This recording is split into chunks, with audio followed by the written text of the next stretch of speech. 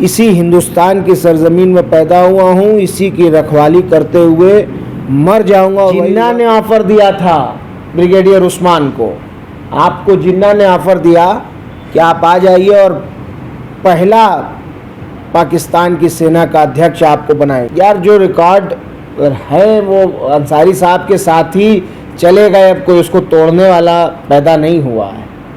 5 बार jail में से वो चुनाव लड़े, 4 बार जेल के अंदर से चुनाव जीत गए, पर्चा भरने भी बाहर नहीं आए हैं, कोई प्रधान भी नहीं बनता है।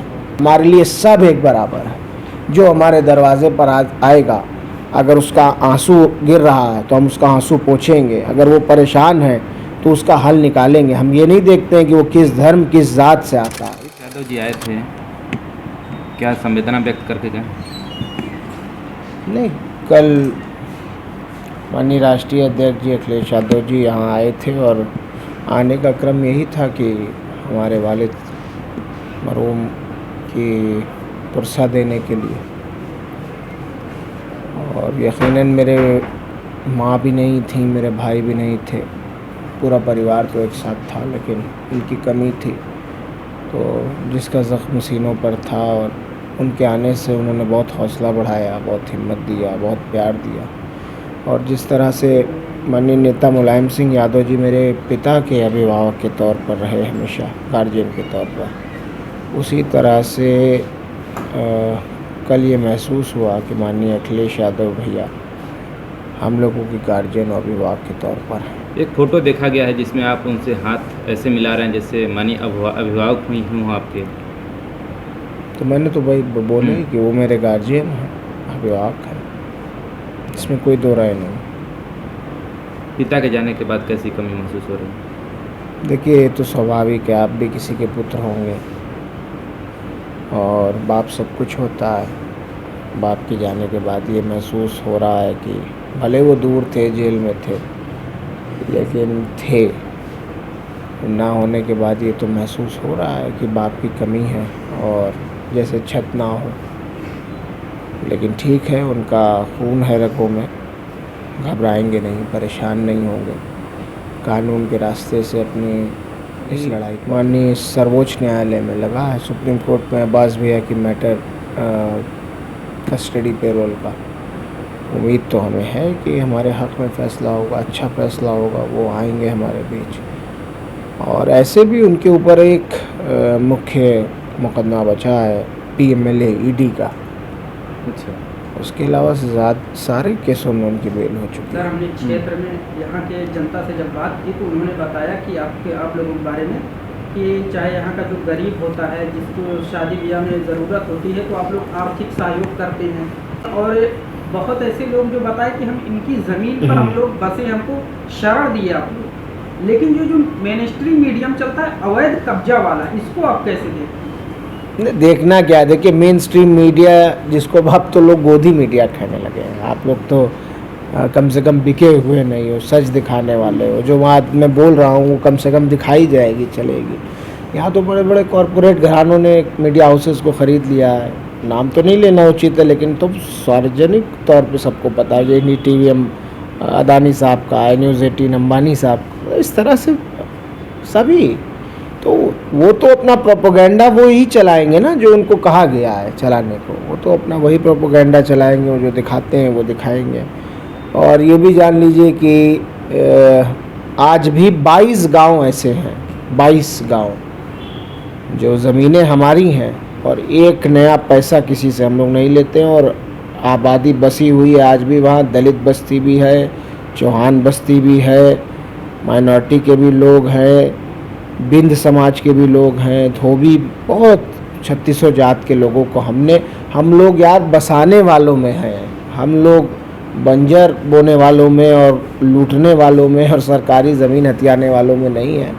अब वक्त ऐसा है कि आप झूठ को सच लिख दो, सच को झूठ लिख दो, जो आप चाहो कर दो। मेरे ऊपर मुकदमा है, मैंने ज़मीन तब कब्जा की है जब मैं पैदा भी नहीं हुआ हूँ। मुझे छोड़ो, मेरे बड़े भाई भी पैदा नहीं हुए हैं और मुकदमा मुझ पे है। मेरी माँ भी पैदा नहीं हुई थी, अभी केस है 1969 का और मेरी माँ पैदा हुई है 1972 में। तो सोचो कि मेरे माँ के पैदा होने से 3 साल पहले मैंने क्राइम किया, तो इसमें हंसी की बात नहीं है। तो इस तरह के मुकदमों के लिए क्या कहा जाए। अब अगर इस तरह से कोई कहे कि आप भू माफिया हो, एक मुकदमा है मेरे ऊपर ये गाज़ीपुर में, गज़ल होटल एक है, उसकी रजिस्ट्री हुई है जब मैं 4 साल का हूँ और मुकदमा मेरे ऊपर है कि मैंने ज़मीन कब्जा की। 4 साल का बच्चा हाफ नेकर पहन के गया और एसडीएम साहब को डांट के वो ज़मीन लिखवा लिया। क्या मतलब सेंस नहीं है। कोई भी पढ़ता है, एफआईआर देखता है तो हंसता है। और माननीय न्यायपालिकाओं ने बहुत मजाक उड़ाया यूपी की स्टेट का कि क्या आप ये एफआईआर लेके आए हो। मुझे सर्वोच्च न्यायालय ने स्टे दे रखा है, मैं यहाँ बैठा हूँ तभी तो, मुझे सुप्रीम कोर्ट ने स्टे दिया। तो इस पे मैं कुछ नहीं कहना चाहूँगा। जनता, आवाम, गाज़ीपुर, मऊ, पूर्वांचल, जितने 8, 10, 15 जनपद हैं, इसकी गरीब जनता जानती है कि हम किस तरह के हैं। और वो दिख गया नज़ारा। अब ज़बान में हड्डी नहीं है कोई कुछ कहे, लेकिन वो जनाजे में वो दिख गया कि मेरे पिता गरीबों मजलूमों के दिल में रहनुमा थे और मसीहा थे। जैसे 5 बार से मुख्तार अंसारी साहब, मरहूम साहब विधायक रहे, और मोहम्मदाबाद जो कहा जाता है कि यहाँ पे 90% ऐसी आबादी है जो गैर मुस्लिम है, उसके बावजूद आप लोग मतलब कौमी एकता दल यानी एक निर्दल समझिए, 2012 में एक निर्दल जो कि मतलब नया दल बना, उसके बावजूद आप लोग मऊ जीतते हैं, मोहम्मदाबाद जीतते हैं। नहीं, मऊ तो 3 बार, 2002 में, 2007 में, फिर 2012 में। यार जो रिकॉर्ड है वो अंसारी साहब के साथ ही चले गए, अब कोई उसको तोड़ने वाला पैदा नहीं हुआ है। 5 बार जेल में से वो चुनाव लड़े, 4 बार जेल के अंदर से चुनाव जीत गए, पर्चा भरने भी बाहर नहीं आए हैं, कोई प्रधान भी नहीं बनता है 4 बार जेल में से। और जो आपने अभी बात की कि लोग कह रहे हैं, लोग समझ रहे हैं, आप ये जानिए कि हिंदू मुसलमान की राजनीति हमने कभी नहीं किया। हमारे घर वालों ने, ये मेरी 4th जनरेशन है राजनीति में, 4थी पीढ़ी है मेरी। 1880 में पैदा हुए डॉक्टर अंसारी, वो तस्वीर लगी है आज से 125 साल पहले।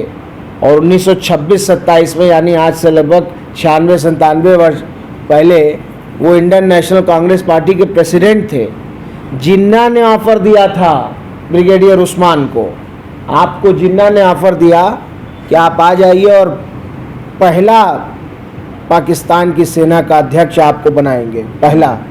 उन्होंने कहा कि इसी हिंदुस्तान की सरजमीन में पैदा हुआ हूँ, इसी की रखवाली करते हुए मर जाऊंगा। और वही हुआ कि नौशेरा और झांगर घाटी का कब्ज़ा वापस दिलाया। और 3 जुलाई 1948 को जंग में वो टैंक का गोला लगा और शहीद हो गए। और उनकी शहादत के लिए भारत का प्रथम महावीर चक्र विजेता उन्हें बनाया गया। तो हम लोग उस ख़ानदान के हैं यार। हम लोग हिंदू मुसलमान और जात देख कर नहीं राजनीति करते। हमारे लिए सब एक बराबर है। जो हमारे दरवाजे पर आएगा, अगर उसका आंसू गिर रहा है तो हम उसका आंसू पोंछेंगे, अगर वो परेशान है तो उसका हल निकालेंगे। हम ये नहीं देखते हैं कि वो किस धर्म, किस जात से आता है। ये तो कोई सवाल भी नहीं पूछा जाता हमारे यहाँ।